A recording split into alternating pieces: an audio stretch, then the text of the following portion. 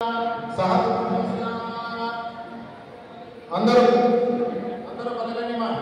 మమ సహ కుటుంబానాం క్షేమ స్థైర్య ధైర్య వీర్య విజయ అభయ ఆయు ఆరోగ్య ఐశ్వర్య అభివృద్ధ్యర్థం ధర్మార్థ కామమోక్ష చతుర్విధ ఫల పురుషార్థ సిద్ధ్యర్థం మమ వ్యాపార వ్యవసాయ ఉన్నతోన్నత అభివృద్ధ్యర్థం మమ జన్మ నక్షత్ర జన్మరాశి జన్మ అంశ వశాత్ నామ నక్షత్ర నామరాశి నామ అంశ వశాత్ కడప టౌన్లో అమావాస్యల్లో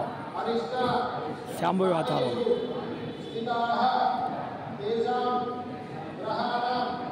అత్యంత ఆనుకూల్యత ఫల సిద్ధ్యర్థం మమ సహకుటుంబానాం సకల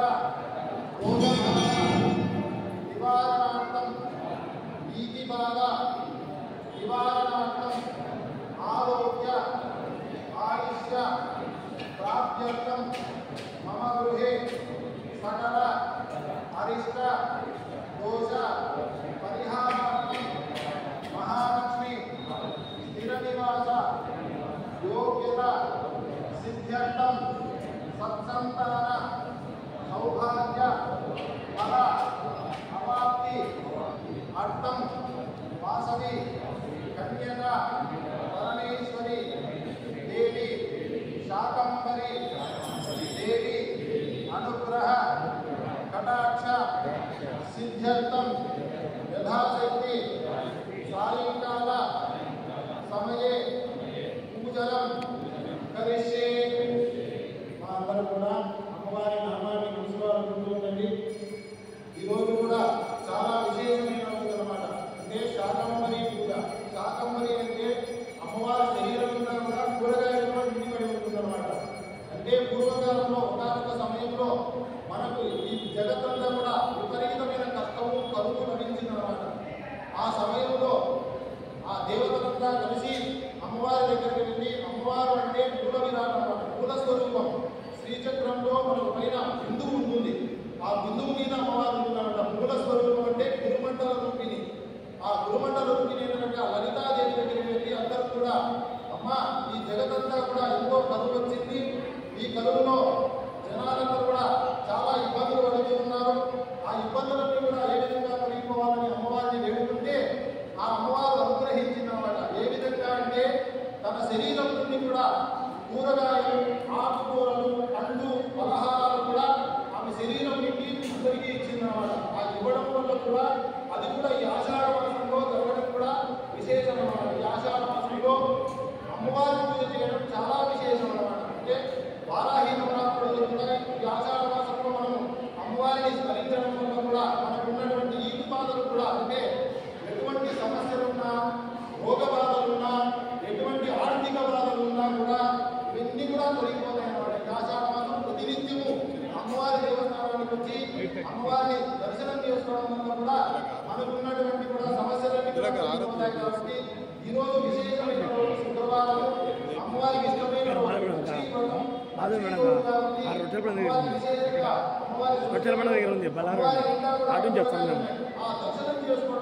అయిపోయింది వస్తాను.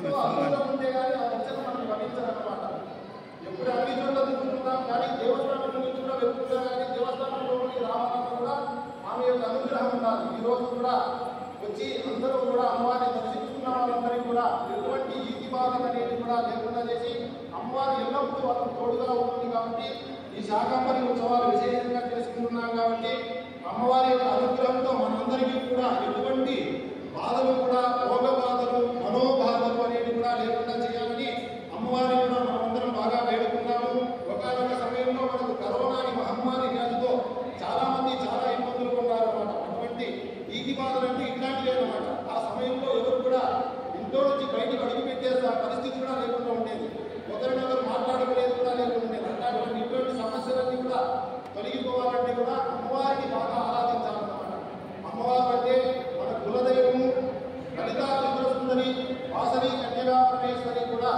ఈ అమ్మవారిని పూజించడం వల్ల కూడా సకల రోగాలు కూడా తొలగిపోతాయి. కాబట్టి అందరూ కూడా అమ్మవారి నామాన్ని మనసులో స్మరణ చేసుకుంటూ ఈ పూజంతా కూడా కళ్ళతో చూస్తూ ఉండడం కూడా మనం కళ్ళతో చేసినటువంటి ఏవైనా తప్పులు జరుగుతుంటే కళ్ళతో చూస్తాం మనం, కానీ చెప్పలేము. అటువంటి దోషాలు కూడా తొలగిపోతాయి అన్నమాట. ఈ మంత్రం వినడం వల్ల కూడా మన చెవులతో ఎన్నో తప్పులు వింటుంటాం, ఎన్నో పాపాలు వింటుంటాం, అబద్ధాలు వింటుంటాం. మన చెవుల ద్వారా కూడా పాపం వస్తున్నాం. అంటే ఈ మంత్రాలు వినడం వల్ల కూడా ఆ చెవుల ద్వారా మంత్రాలు వినడం వల్ల కూడా మనం విన్నటువంటి పాపాలు కూడా తొలగిపోతాయి. కాబట్టి అమ్మవారి నామాన్ని మనసులో స్మరణం చేయడం వల్ల కూడా మన నోటితో అన్నటువంటి అబద్ధాలు కానీ ఎటువంటి దోషాలు కానీ అన్ని తొలగిపోవడానికి కూడా అమ్మవారి నామాన్ని స్మరణ చేస్తూ ఉంటే మనం నోటితో మాట్లాడేటువంటి తెలియక చేసినటువంటి తప్పులన్నీ కూడా క్షమిస్తుంది. కాబట్టి అమ్మవారి నామాన్ని శ్రీ వాసవి కన్యగా పరమేశ్వరి దేవి నమః లేదా శ్రీమాత్రే నమః అని నామం స్మరణ చేసుకుంటూ ఉండండి అందరూ కూడా.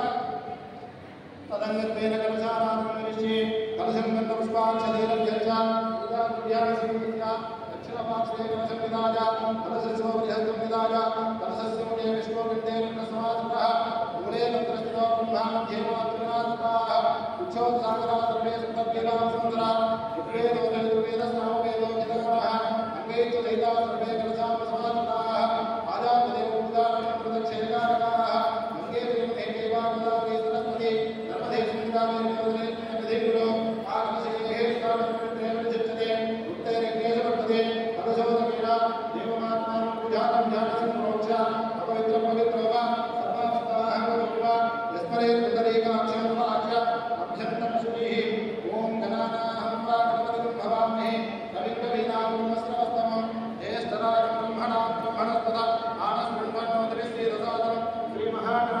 Namaha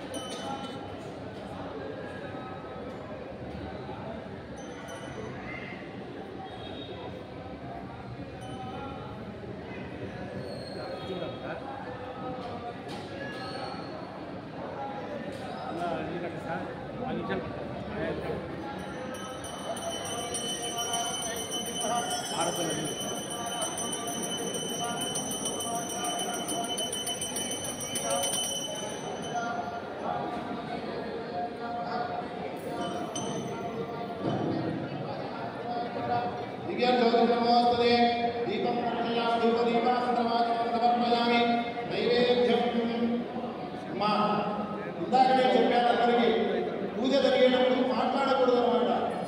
మనం పూజ జరిగేటప్పుడు మాట్లాడినామంటే కూడా మనం ఆ పూజ చూస్తున్నప్పుడు ఆ సగం ఫలితం మాట్లాడే వాళ్ళకి వెళ్ళిపోతుంది అన్నమాట. మనం పూజలోకి లేచేసరికి మనకు ఫలితం ఏం రాదు, శూన్యం వస్తుందంతా. దయచేసి పూజ చేసిన ఎవరు కూడా మాట్లాడకుండా అమ్మవారి నామస్మరణ చేస్తూ అమ్మవారిని చూస్తూ ఉండండి.